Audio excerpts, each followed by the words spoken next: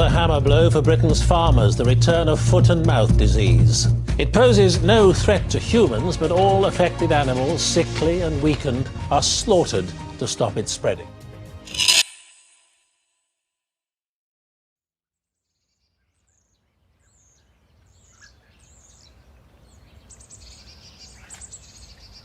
Food. Without it, a nation cannot survive. Without a healthy farming industry, this country, like any other, will be left to the mercy of giant food corporations and their private interests, which routinely put profit before their consumers.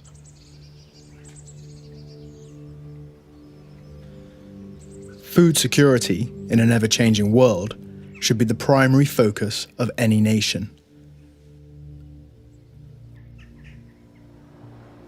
It is the government's responsibility to protect our food supply. But can we really trust our ministers to manage such an important industry, given their constant failure to protect the people's interests?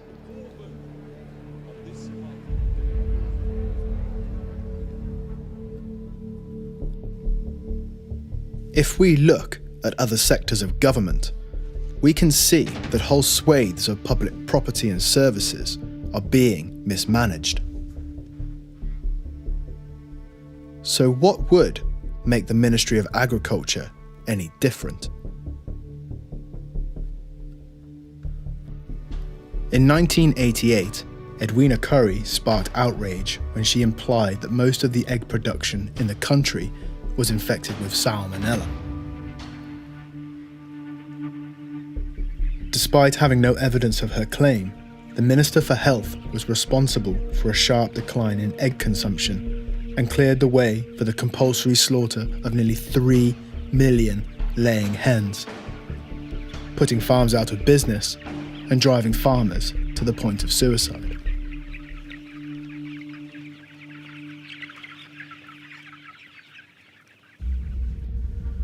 During the alleged outbreak, the government's actions were further called into question when it was found that a ministry laboratory was so contaminated with salmonella, it was impossible to know whether any of the specimens were genuinely infected with salmonella or not.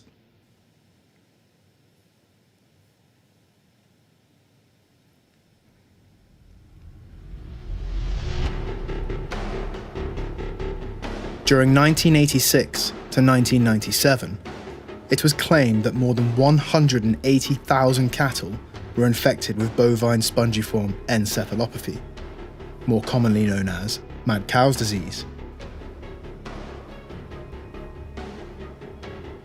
The resulting government action was to slaughter 4.4 million cows, the overwhelming majority being healthy.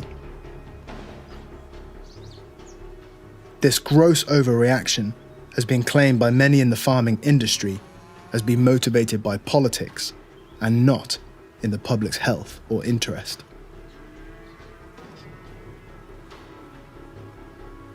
As we shall discover, both MAF, the Ministry of Agriculture, Fisheries and Food, which has since become DEFRA, the Department for Environment, Food and Rural Affairs, seem to have a policy of destroying a greater number of healthy animals when faced with an epidemic.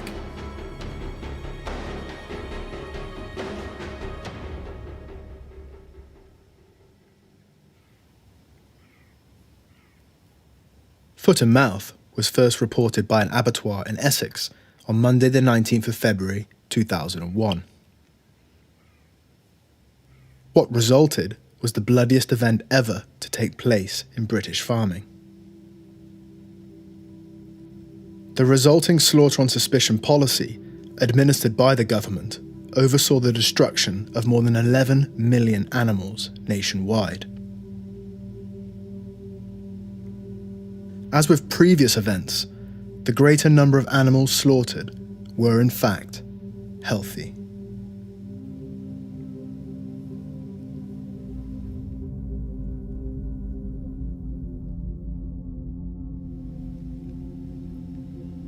At the time of the outbreak, it was the Labour Party, led by Tony Blair, which formed the government of the day.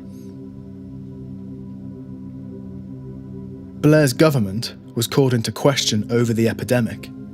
Both he and his ministers had massaged statistics, ignored expert advice, barred those that opposed their decisions from attending official meetings, and brutally slaughtered healthy animals in a bid to get re-elected.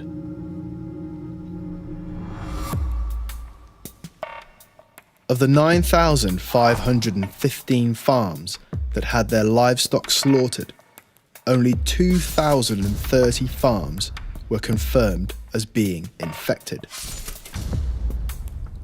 This means that 79% of farms across the country that were culled out during the foot and mouth epidemic were in fact free of the disease.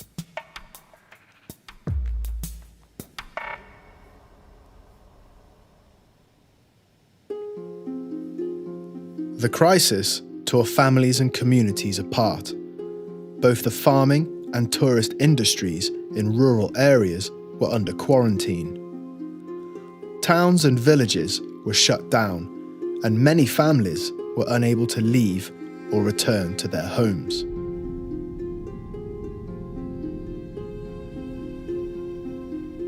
Our investigations into this subject led us to Penrith, where we were able to talk with some of the professionals that were working in the industry at the time of the outbreak.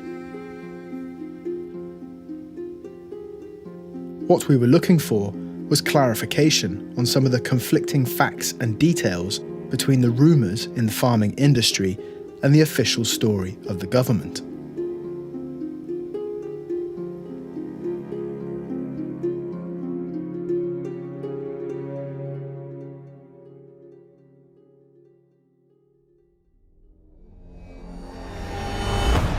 The government claimed that its actions were proportionate to the risks that the farming industry faced from the epidemic. Those working within the industry have a very different view of events. We were told that from the beginning of the foot and mouth outbreak, MAF put herds into quarantine and began what became a routine slaughter on suspicion, which it claimed was in line with the policy and procedures that resulted from the last outbreak in 1967.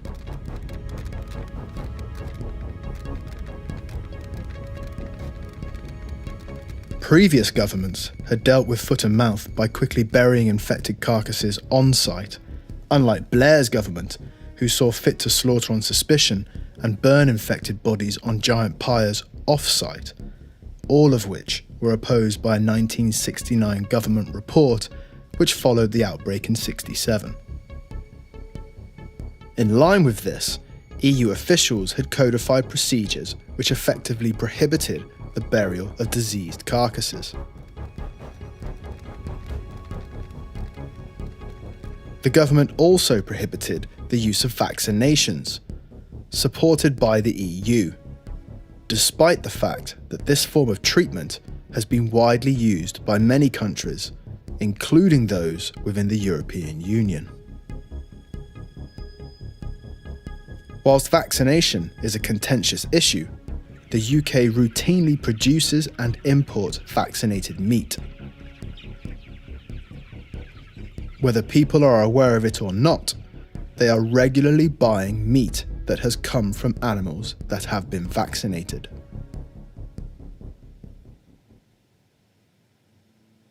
The government played a huge part in the events of 2001, forming the policies and procedures that veterinarians and farmers had to follow. Whilst we can look at the failure of officials and agents, the true blame falls on the people that were pulling the strings and giving the orders. Tony Blair postponed the local elections until the 7th of June 2001. As his party had come under scrutiny following systematic failures to control the outbreak.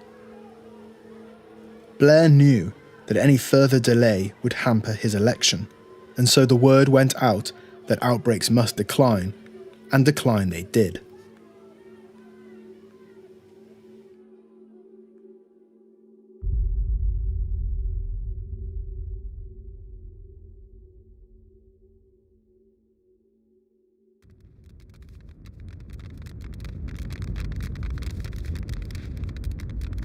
Leading up to the election, the government was concealing the fact that it was killing more animals than at the height of the foot and mouth crisis. In the 10 days preceding the zero cases report, MAF killed more than 250,000 animals on more than 1,000 farms. During that week, an average of 32,000 animals a day were slaughtered, most of which were not infected.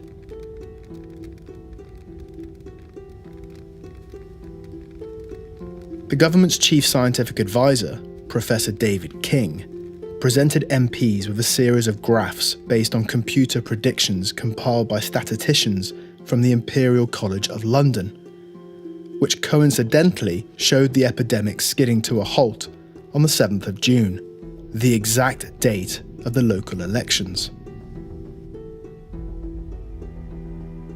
Both Tony Blair and his chief veterinarian, Jim Scudamore, made a number of visits to the countryside, but only National Farmers Union officials, mainstream media, and carefully selected farmers were allowed to attend meetings.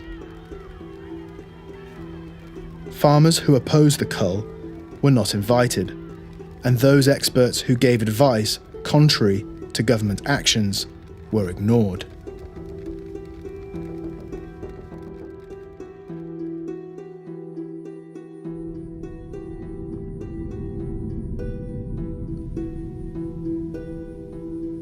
During 2001, Peter Greenhill was given the task of valuing those herds that had been slaughtered.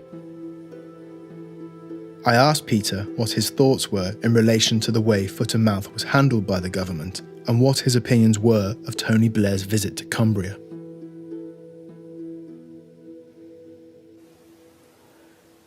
I think you could describe it as a hand-picked audience. A lot of people don't understand Cumbrian farmers. I'm not a Cumbrian, but I do understand these people are honest and straightforward and gentle people in many respects and would have given him a good hearing. They never got that chance. He was whisked into a local hotel in Carlisle, and in fact 2 of the senior officials were so scared they actually escaped out of the lavatory window. They wouldn't face the farmers. Do you think the general election played a big part in the way that staff were trying to manage the situation? We in this country have seen 2 miracles. The FMD disease stopped in its track twice. It's never happened in the world before. And the reason it stopped is called politics. The figures were fiddled to make it look as though it was in decline. There is no doubt at all that those figures were adjusted to suit an argument that Tony Blair was putting out because he wanted his election, because he could see it slipping away. There are lots and lots of accounts of meetings between farmers and officials which seem to be at the very extreme of rude. People assumed they had the absolute right to walk onto a farm without any good reason, which they don't have, of course. But the relationship started off on a very bad footing. I think they'd reached a point of absolute panic, and I think their leaders, as it were, had said, here is a script, stick to it. There were 1 or 2 cases around the area. I might tell you there probably was, not in my certain knowledge, but anecdotally there were animals barricaded in houses to avoid the officials. But they took the law, as it seemed, into their own hands and just barged into territories. It was only when we told the farmer that people, if they wanted to come on their farm, had to get a court order, because that's the law. And the policeman there is not as a part of endorsing what they were doing, he's there to keep the peace. I'm at complete loss to understand how on earth they got in the state they were. It seemed that every time they tried to make an announcement, it failed. I can only describe in the meeting I was trying to get to with 2 MEPs, and we got lost. We didn't understand it, and next thing the road had been blocked by police cars. this is just a general opening meeting with MAF, and they blocked it with police cars, and we noticed that 2 of the policemen were armed. Our names and addresses were taken, our car registrations were taken, photographs were taken.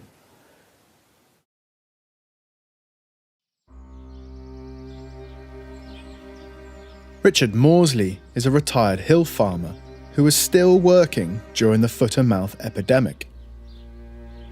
Like most farmers affected by the outbreak, he has questioned the government's official story and why they ignored expert advice. There's always this horrible feeling that they were doing it simply to get rid of livestock. And if the odd farmer commits suicide, well, that's a bonus. They just didn't seem to want us, they didn't want to know us. Because I think somebody in the European Union has this funny idea that the east of England should be arable and the animals should be shoved over to the west. But basically we should make our money out of tourism or something. It doesn't fit in with an EU plan for us to have a good, vibrant livestock industry. Or arable, for that matter. You can only say it was ill-managed. I did get a letter in the Cumberland News where I point out what I just said, that no responsible minister of a responsible government or no servant of that minister could be so bloody stupid unless we're being told to be so stupid. And let it run, let it go. All they did was chase it. They never really tried to catch up. It took a long time before they got round to a system of clean and dirty vets. So vets going from farm to farm were carrying the infection with them. Some people would deny it, but it was absolutely true. It happened. It was recordable. And even the dirty vets on the farms, where there was pretty obvious cases of foot and mouth, they could go back and socialise with the vets who were working on clean farms. And we know that humans can carry the infection. They don't show it, but they can carry it. So again, how much was possibly spread that way?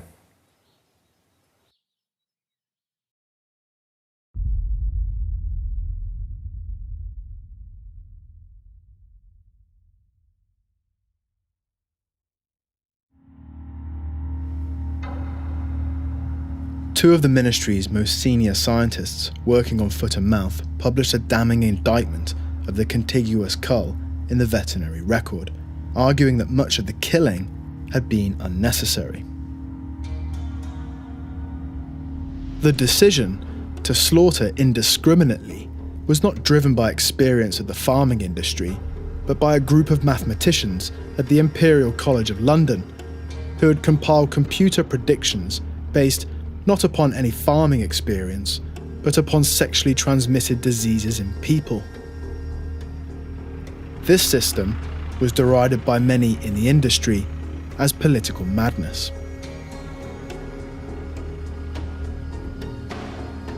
The government's lessons learned inquiry that took place after the event accused ministers of gross mismanagement and of ignoring recommendations that had been made after the 1967 outbreak. According to a study compiled by Cardiff-based law professors David Campbell and Bob Lee, the government's controversial 3-kilometre cull was illegal. On the day that Britain was officially declared disease-free, the Meat and Livestock Commission disputed the official figures by declaring that approximately 6 million animals had not been included in the final report. Tony Blair's government claimed that approximately 4 million animals had been culled between February and September of 2001. However, the Commission said that it was more likely to be closer to 11 million.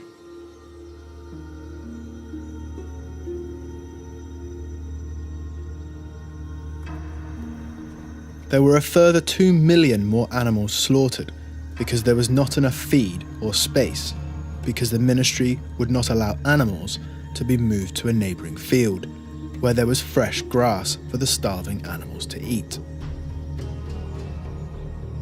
These otherwise healthy animals were slaughtered to prevent any further suffering.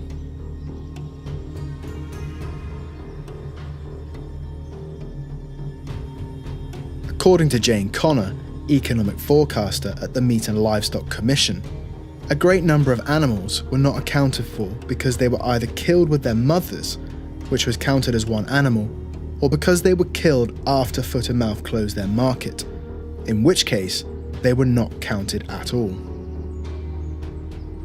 In truth, it is impossible to know exactly how many animals were slaughtered beyond the official 4 million figure, a figure that is widely disputed within the industry.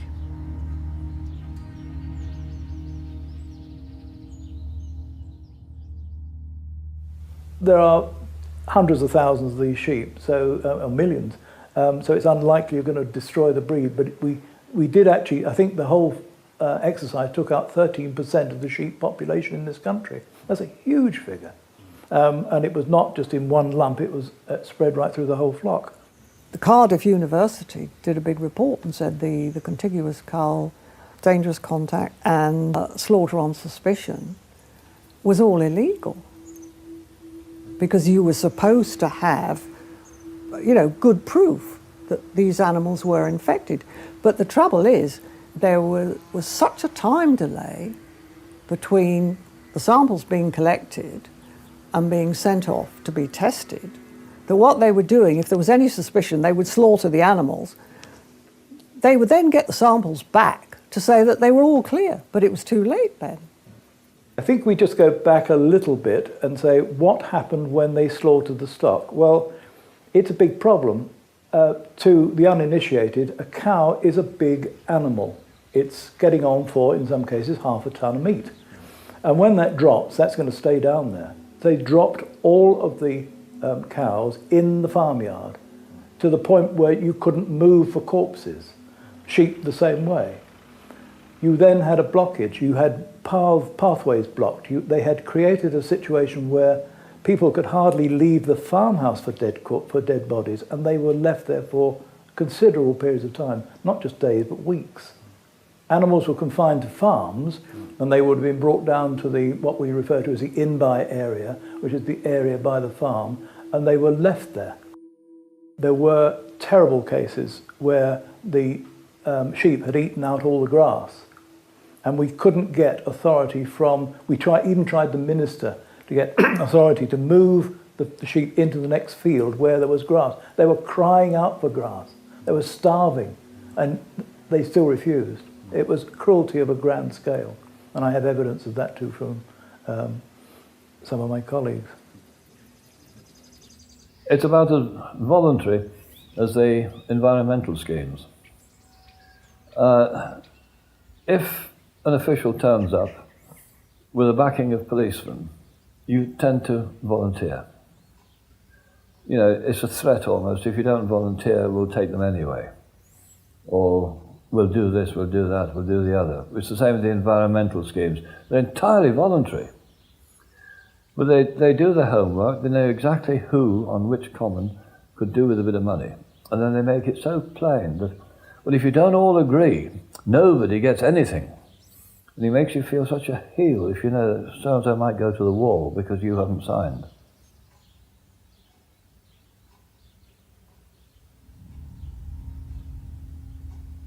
They said all about their health and safety and cleanliness and everything else, and that animals must never be slaughtered in front of the others, and so on. They must wear masks and gear and all the gubbins. Yeah.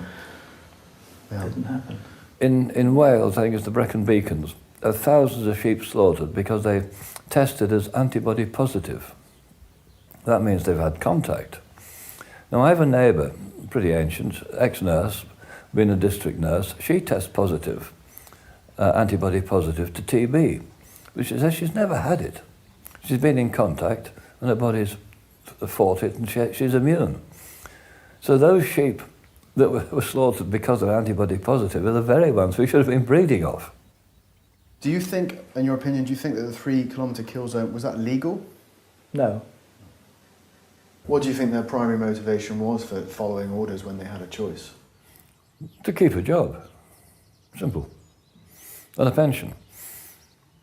Public sector pensions are well worth having, aren't they? I wish I could get one.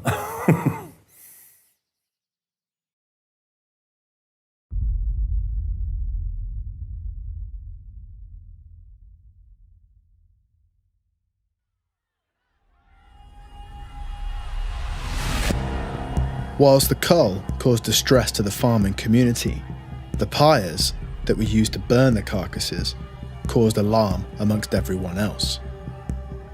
According to Jim Bridges, the professor of toxicology at Surrey University, the giant plumes of smoke carried dioxins that could suppress the immune system, produce cancer and abnormalities at birth, as well as disrupt people's central nervous system. The government-sponsored Northumberland report, composed in 1969, following the foot-and-mouth epidemic of 1967, condemned the use of pyres, stating that they would spread the disease up to 50 miles.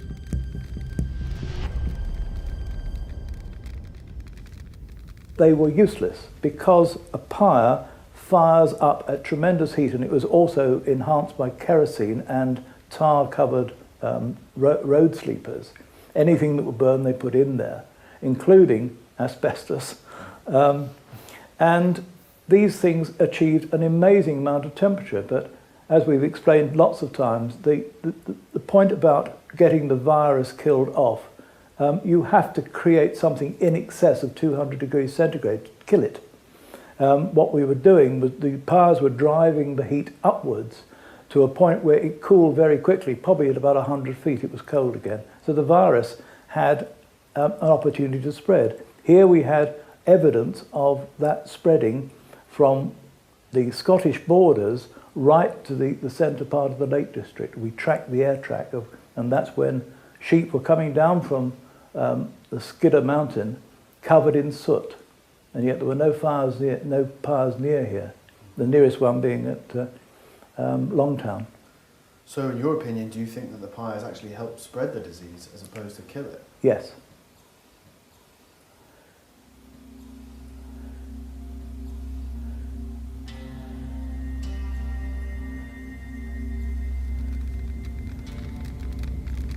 One of the temporary vets pointed out, well look, no cook puts the meat in the oven and then lights the fire. But he said, in effect, that's what you're doing. You're putting the carcasses on the fire, you get a great big blaze that looks impressive. And then for the next couple of hours, those beasts are quietly stewing. And in fact, the virus is still very much alive in the bone marrow and the lymph glands, not in the muscle. So the virus is coming off in the water vapour, coming off the animals. It's protected by the soot and in the smoke from the sun and the heat of the fire. It rises as a plume, meets colder air, and then quietly falls away. So yeah, you set up a monitor near the fire and you don't detect anything. Suzanne Greenhill helped set up a foot-and-mouth forum and spoke to a great number of farmers in 2001. She campaigned extensively for the use of vaccinations and against the infamous contiguous cull.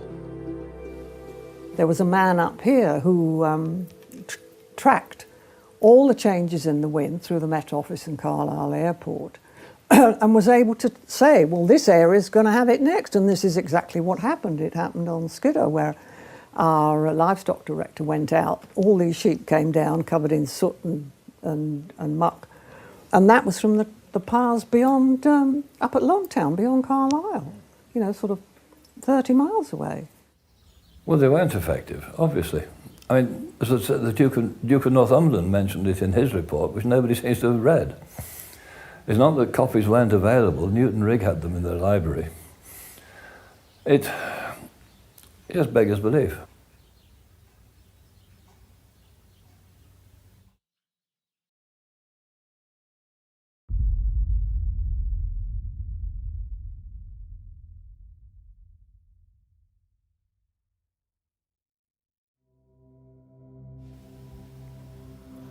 Eventually, the government conceded that it would have to start burying the bodies as opposed to burning them. and a number of burial sites were earmarked around the country, one of which was Great Orton. Many pregnant sheep, or with lambs at foot, were transported to Great Orton, where they were shot and buried in numbers. Today, Great Orton, a place once dubbed as the animal Auschwitz of Cumbria, is a nature reserve. The only thing left visible on this site that can attest to what happened here is a plaque commemorating the animals that were slaughtered. It is claimed by many that the official figures are a gross miscalculation. The true figures run much higher. Newborns were not counted in the official figures. Tests showed that of the 115 farms whose animals ended their lives in Great Orton, only one sample tested positive, with one additional mild positive and 3 inconclusives. This means that less than 1% of farms around Great Orton actually tested positive for the foot and mouth disease.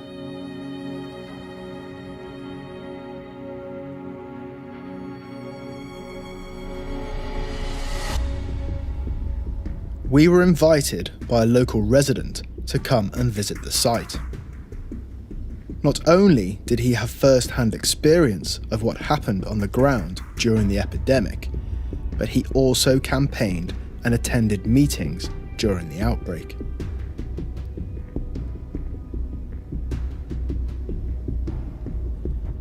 During 2001, he was subjected to assault and criminal damage, and has asked us not to reveal his identity.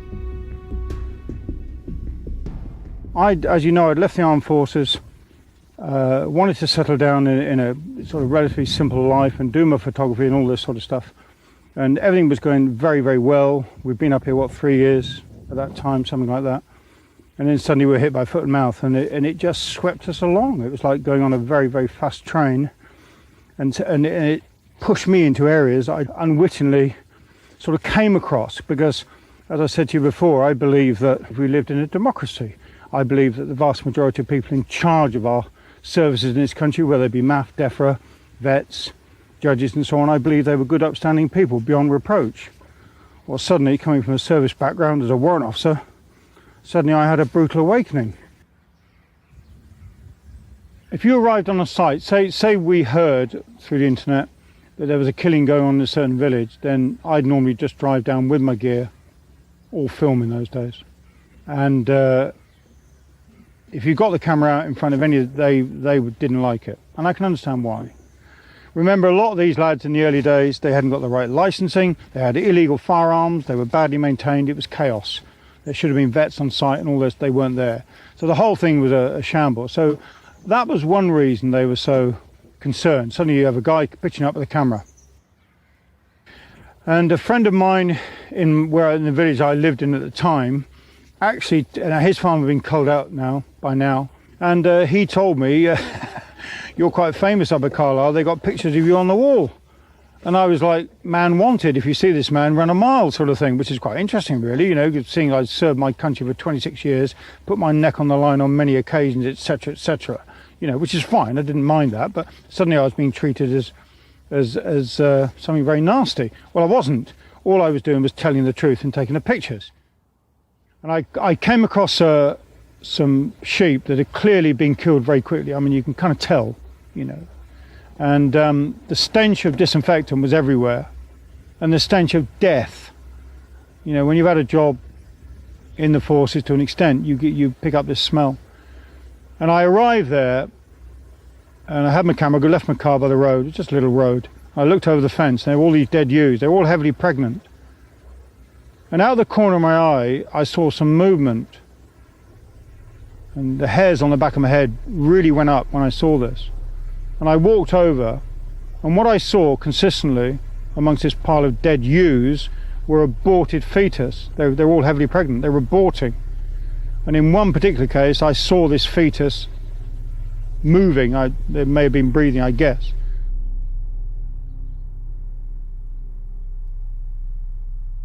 Another time I had a camera smashed.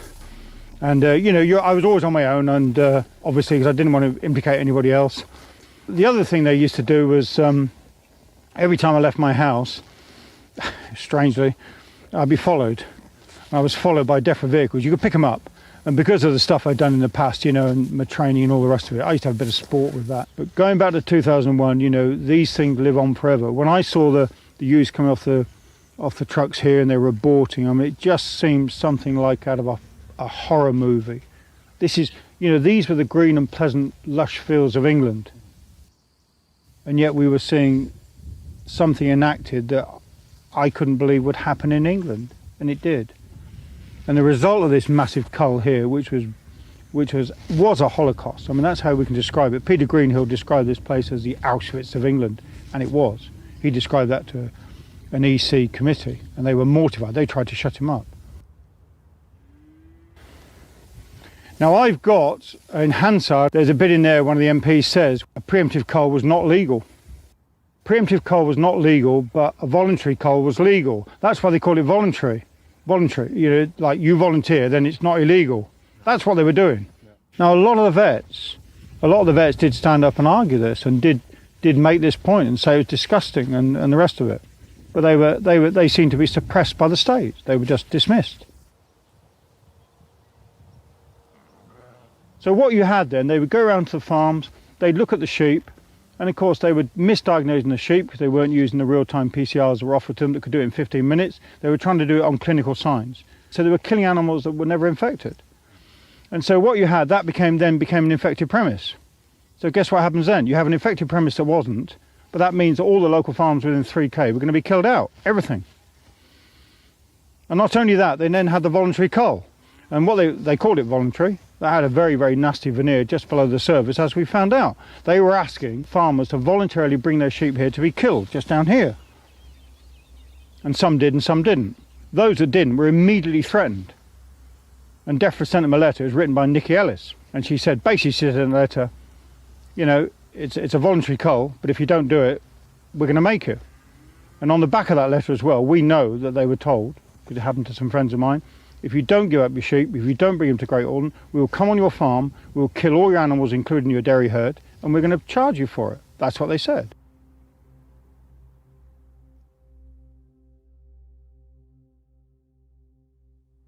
When they started burying them here, behind us, all around here, and this area over there, but they were big holes dug, and the animals were just, you got pictures of them, the lorries would turn up, and they just open the thing, and they'd all fall in.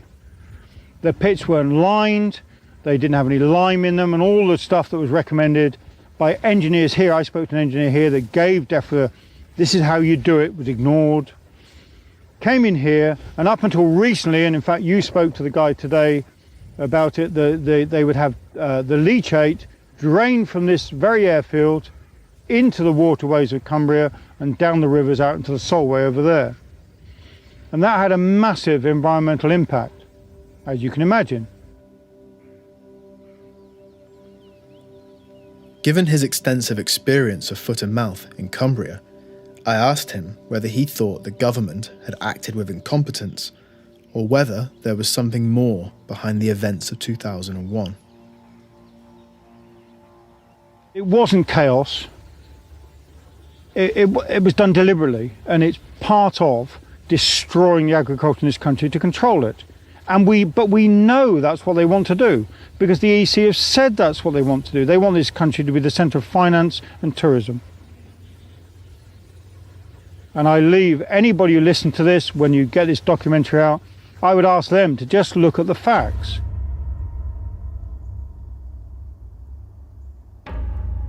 And when we call these people incompetent, they might be incompetent members of these agencies, but they're actually very clever. They're very skilled and they know exactly what they're doing. And we didn't realise this at the time, but the heads of DEFRA and MAF and the heads of state would have known exactly what they were doing.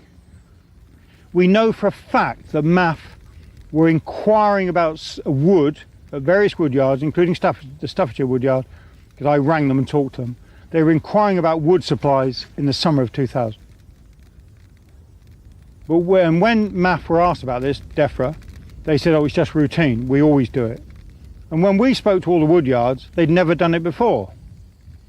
So that's a lie. That's an out-and-out lie. Whatever the reason, it's a lie. We also know, because we spoke to the printer, he was an Irish lad actually, and the printing business was in Ireland. He was approached by the state to print the various signs, you know, I can give you one which says foot and mouth, no access, and this type of thing. He was asked to print those in the summer of 2000. And I also spoke to a worker from Plysu, that was called Plysu then, and they're a plastics company, a big plastics company, their headquarters are in Milton Keynes. And one of the lads rang me up and said, we were really, really pleased when we got a new contract from MAF. So I said, what sort of stuff? He said, oh, bottles, plastic buckets, you know, suits, that sort of stuff. I said, when was this? Just to reiterate, and he said, well, it was just before Christmas of 2000.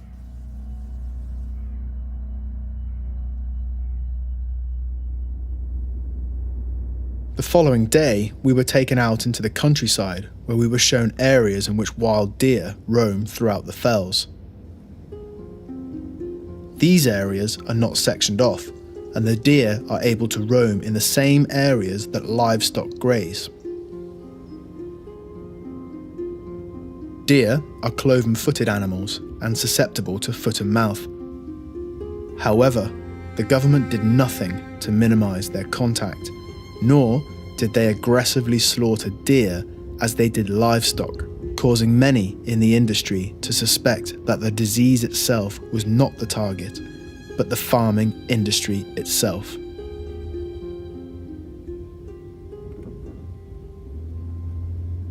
Where we are now, in this beautiful hamlet, centre of, of our fell farming here in this area, and down the valley there are extensive deer herds, red deer, and these deer are cloven-footed animals, and a lot of farmers thought they were going to be a big problem in foot and mouth, clearly, because they wander all over the place, ranging. They range right over High Street down to Mardale Head, and wandering extensively over the land, they could spread foot and mouth disease. One would think very, very easily, but of course those herds were never taken out by DEFRA and people questioned it.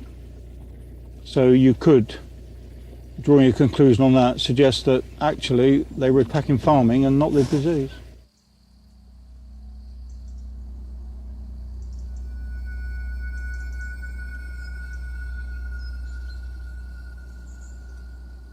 What we've seen is a steady, continuous, and I would call it quite violent pressure on agriculture in the country, similar to what we've seen in fishing. So we're seeing this model replicated. I mentioned the model yesterday, and we're seeing the model replicated. And so what we're seeing here is we're seeing an industry torn apart, like mining was, and we're having young kids living on the farms with their parents, and the traditional way of passing down the knowledge and expertise, that traditional route would clearly be where the farmer, the father of that particular farm would pass on the knowledge to the children. Well, what's happening now is, because the children and the parents are recognizing that farming has no future, the children are now saying, I don't want to go into farming, and they're disappearing and maybe leaving the areas. And so consequently, all of these communities here, we've got farms down here on the right, you can see the head, there's farms at the head of the valley here, there's other farms over on the right. All these farms are going to disappear.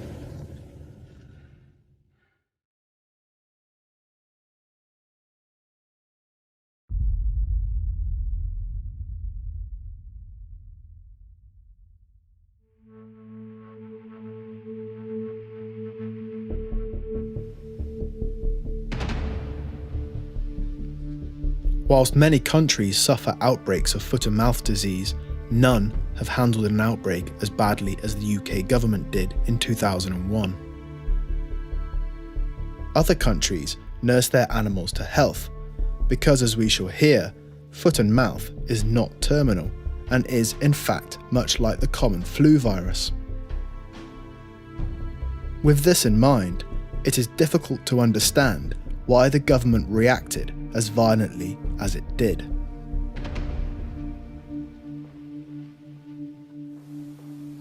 Cattle are badly affected by foot and mouth. They look and They look dejected, they excessive dribbling from the nose, their feet are really sore. But in respect of sheep, the particular breed of sheep we have here are the Herdwicks, who lived their lives on top of the fells, and they're extremely tough. They were bred for tough conditions. For them, it seemed like a rather bad cold. They sneezed and coughed and looked a bit dejected, but a few days later they picked up. Information was relayed to MAF, but as usual, ignored. The virus, by all accounts, is incredibly easily killed. A very slight change in the pH, either up or down, is quite enough. There's a lot of people who tell you that after they've had foot and mouth, although the animal might recover, it's of no further economic use. She won't milk, she won't fatten or anything else. But going back to an outbreak in Cheshire in the 1920s, the Duke of Westminster's prize shorthorn herd got it. And they went slaughtered. In those days, of course, labour was a lot cheaper and more plentiful. But the cows' feet and mouths were washed 2 or 3 times daily with saline. The cows recovered and were winning in the shows by the autumn. I have to match that with, in India, this disease is known and they nurse their cattle out of it. But we were talking of a disease by this time which was well entrenched. Fred Brown began his foot and mouth career in 1955 at the Pirbright Institute, where he studied the composition of the virus until 1989, before joining the Plum Island Animal Disease Centre in America. His advice was to set up a perimeter and vaccinate from the outside in to ensure that the virus did not escape. The government ignored this and continued to make matters worse by culling from the inside out, which, like the pyres, helped the virus to spread. MAF also turned down a diagnostic field test that Fred Brown had brought with him from the Plum Island Institute in America. Once ratified, the device could have given a conclusive result on site, eliminating the need for slaughter on suspicion and lengthy laboratory tests.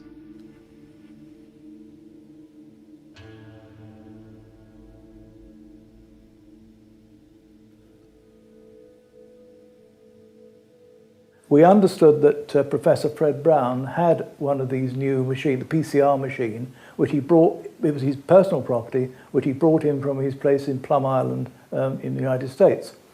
And with a view to help, he approached MAF and said, we need to do some comparative tests between what I can find with my machine and what you found. And they said they were far too busy handling foot and mouth and couldn't be bothered with him, and said goodbye. At some time, he loaned them his machine, which when he asked for it back, it was in pieces. Between 1952 and 1992, countries within the European Union successfully controlled the virus through vaccination. Whilst there are many people asking very pertinent questions of vaccinations and their safety, it is interesting to note that Britain vaccinates many of its animals on a routine basis, as well as imports vaccinated meat from all over the world. MAF stated that vaccinated animals would become infected, and the vaccine was too slow. But, as Fred Brown suggested, once a vaccinated perimeter was set up, the virus would have been under control within 4 to 5 days, and prevented the slaughter of millions of healthy animals.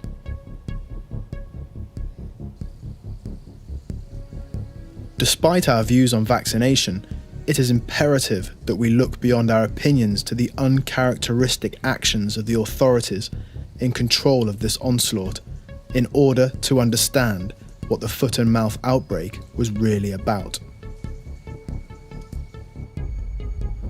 We must then ask, why would a government that routinely promotes vaccination choose not to vaccinate in a time of crisis?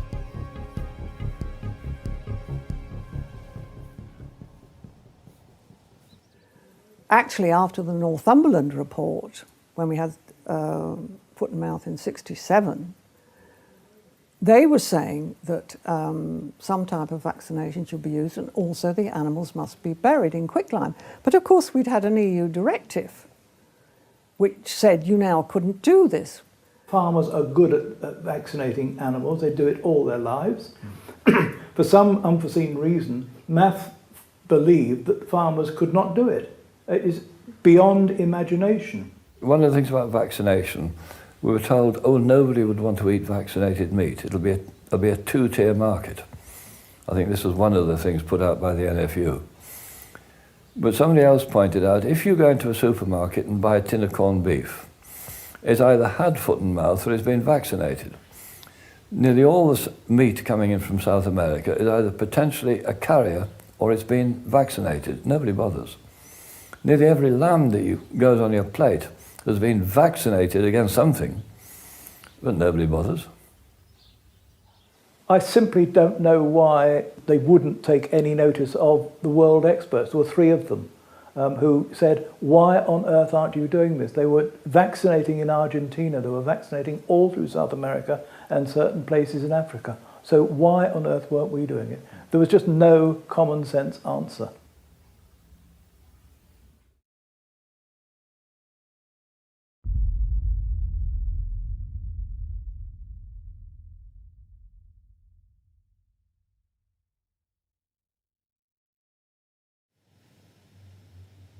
The behaviour of those at senior levels of government during the foot and mouth outbreak of 2001 suggests that what happened was not a result of incompetence or negligence, but that there was method within the madness of Blair and his ministers.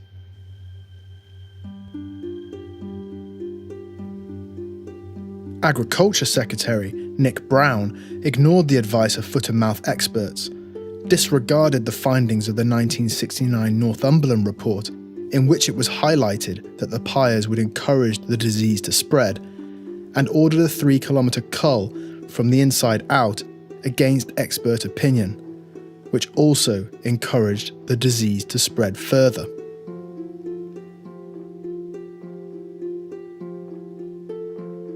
Statistical data was massaged and, in some cases, completely distorted from the truth in order to keep the public from knowing what was actually happening across the country. Stocks of wood were acquired, signs printed and suits ordered well in advance of the first recorded incident. MAF implemented a slaughter on suspicion policy that resulted in the destruction of millions of healthy animals. The policy was later found to be illegal and cost the taxpayer an estimated £20 billion.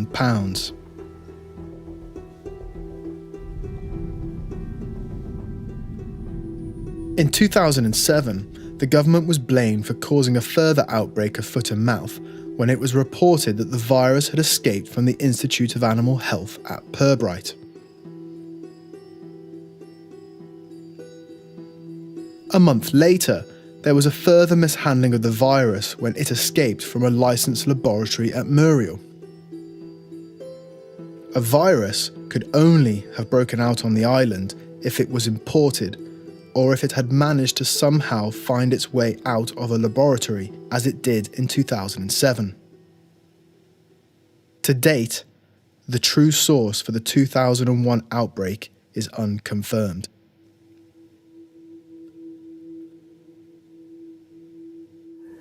I have seen something that was written by a journalist that I had some dealings with in the northeast, that in the October before foot and mouth, Plum Island, which is the US Department of Agriculture equivalent to Pirbright here, and Pirbright were running some experiment there. I think that they were trying to get one vaccine that would cover all the 7 serotypes of foot and mouth, plus their sort of variations of those serotypes.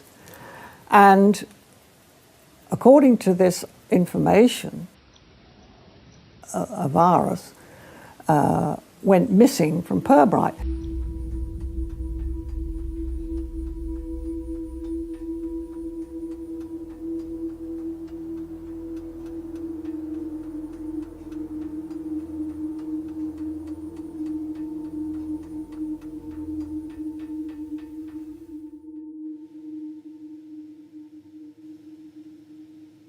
The government claimed that a pig farmer from Heddon-on-the-Wall caused the outbreak, suggesting that he had used pig swill that contained illegally imported meat that he had acquired from a Chinese restaurant. The Chinese community was so outraged by this that they protested outside MAF headquarters. An embarrassed Nick Brown had to submit an apology, and Tony Blair had to grovel to the Chinese community.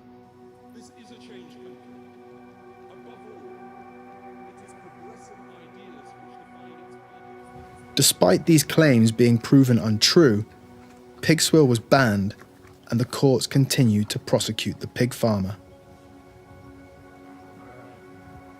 Trading Standards submitted false evidence in court, stating that they had found unprocessed waste on the pig farm, despite the fact that the farm had already been professionally cleaned days before their arrival, following a report that had condemned the conditions the pigs were living in.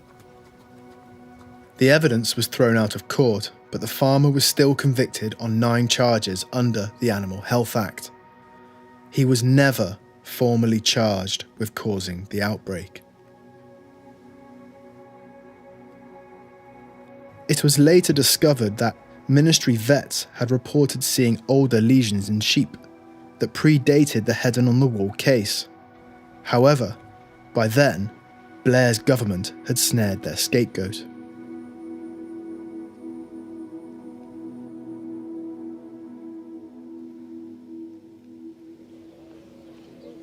The true cause of the outbreak may never be known, but the after effects of what happened in 2001 continue to affect the lives of many farming families still to this day. I think the most graphic example I want to leave you with is how did this affect individual people? It affected this household very much because my wife and I were both working in separate units to try and get some sense out of this, and it really did upset us. But we had a very large farmer who used my company, and he was well over 6 feet tall, about 25 stone, and he was not a man who made great show of anything. I was walking up the street and I knew he'd lost his stock, and I thought, how do I deal with this man? He showed me the answer. He flung his arms around my neck and cried like a baby in public. Drive a man to that level and you have seen, the devil. Some of the worst part for me, personally, was actually listening to these farmers when I was ringing round. The state they were in, and some of the stories and things that they were telling you.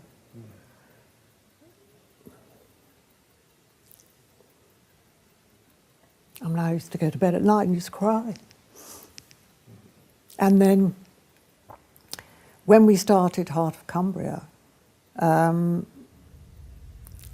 reading those poems and seeing the pictures that the kids had drawn, absolutely terrible. There was a little boy here. They killed his father's milking herd. I think he was about 2.5. He didn't speak for 18 months. I know the farmer. That sort of thing. But the other thing, I think, was that it made you realise that you didn't trust anybody because the police were behaving in a heavy-handed way, the army. There was a lady up in the borders. She had some Zwarble sheep. I think it was only about 6. She locked them in her living room. They broke the door down, took the sheep out and killed them. Because looking at bald figures, this 700,000 odd specimens that were sent to Pirbright, and yet there was only 300 that came back positive, which was given by Fred Brown to us. That's just a figure. It's the human story.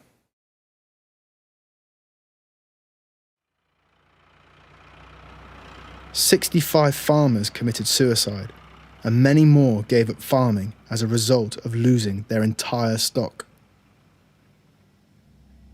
Following the 2001 foot-and-mouth outbreak, Parliament passed the 2002 Animal Health Act, which purports to allow government officials unfettered access to all and any premises, with the freedom to cull any animal, voluntarily or not.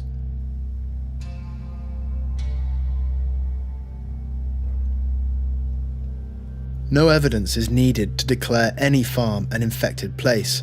Simply a notice by virtue of an order under the Animal Health Act is evidence enough, whether there is real evidence of infection or not.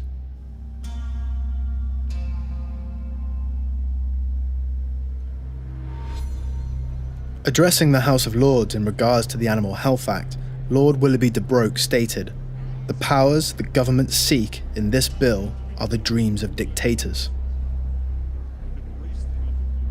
Through the drive and manipulation of media, outbreaks such as foot and mouth serve to aggravate public concern, which, in turn, gives governments the excuse to create new legislation, such as the Animal Health Act.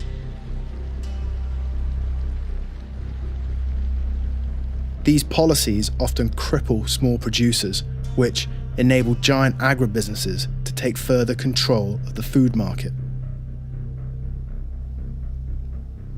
Following numerous scandals within the farming industry, many smaller, independent farms have gone out of business, which has increased the market share and thus profits of factory farms, where huge numbers of animals are kept in small spaces and are more prone to disease and malnutrition. Many in the industry believe that the destruction of traditional farming is deliberate, and they point to the privatisation of Britain's public services and assets as evidence that it is a clandestine policy of government to strip Britain of its ability to sustain itself. A weakened Britain will become more dependent on the EU and vulnerable to privatisation, both of which serve the few and not the many. To illustrate what happens to small farms once giant businesses take over, we only have to look at supermarkets to see a glimpse into the future. I think you've got a different culture. I mean, if you take the French farmers will always gather together and start a strike and blockade this, and the French government, never want to really step on their toes because they know the power. But you've got that connection with food, I think, with the French and farming. We have this wonderful kind of fairy story idea of landscape, seen at a distance, and I think we've become so urbanised, and most of the population are detached. Yes, they love to come and look at that, but they don't understand how it's evolved and how important it is. And we've also, and I think sadly one of the major things is since they even started or stopped teaching children to cook in school, it's supermarket buying. We've got children up here who don't know where milk comes from. It's quite terrifying. Or you show them a raw vegetable and they've got no idea what it is, because it all comes out of a supermarket. It's packed and you stuff it in the microwave and that's it. These enterprises demand such low prices from farmers that many small, independent farms can no longer survive in these incredibly hostile markets, granting further market share to giant multinationals. Quality is almost always exchanged for quantity, with food becoming ever more nutritionally defunct, as the only businesses that can supply food with such high margins of profit are those same giant food corporations who can employ such grand economies of scale because they routinely reduce quality in the name of cutting costs in order to increase their profit margins.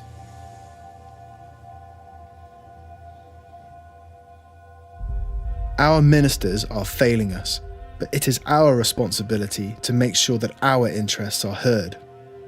Whilst the greater many of us remain silent, the only opinions that are being noted are those that belong to lobbying groups and acquaintances of government leaders. None of these groups serve the public interest.